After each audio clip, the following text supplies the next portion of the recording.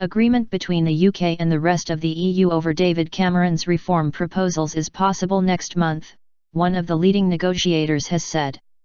Donald Tusk, President of the European Council, said he would table concrete proposals for discussion at February's summit of EU leaders in Brussels. Should a deal be reached, it would open the possibility of a referendum on the UK's membership being held in June. A poll must be held by the end of 2017, but the PM is thought to favour 2016. Downing Street responded to Mr Tusk's comments by saying the process would be driven by substance not schedule. And a spokesman added, but a deal in February would pave the way for getting on with this. Mr Cameron is trying to negotiate a better deal for the UK in the European Union as a prelude to holding an in-out referendum on whether the UK should remain a member. Negotiations are focused on 4 key areas: economic governance, sovereignty, competitiveness, and curbs on EU migration to the UK. Both sides are insisting progress is being made but that obstacles remain, particularly in relation to the UK's proposal for EU migrants to have to wait 4 years before being able to claim in-work benefits. Looking for compromises. Holding a referendum in the first half of 2016, which senior government ministers reportedly favour, effectively hinges on the other 27 EU members agreeing to the UK's proposals next month.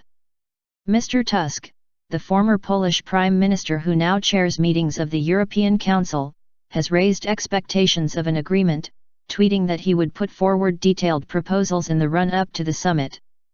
"I will work hard for deal in February, not easy but possible," he wrote. The European Council, he added, had demonstrated willingness to look for compromises in all 4 areas without compromising fundamental values. He told a plenary session of the European Parliament that a set of changes allowing the UK to remain in the EU was urgently needed. The BBC's Brussels correspondent Ben Wright said months of intensive diplomacy between London, Brussels, and EU capitals will come to a head when Mr Tusk circulates draft conclusions to which he hopes every leader will agree. While a deal was expected, he said it was not inevitable. Number 10 would not be drawn on the PM's preferred referendum date after Scottish Secretary David Mundell suggested there was no obstacle to it being held in June, a stance opposed by the SNP because of its proximity to May's elections to the Scottish Parliament.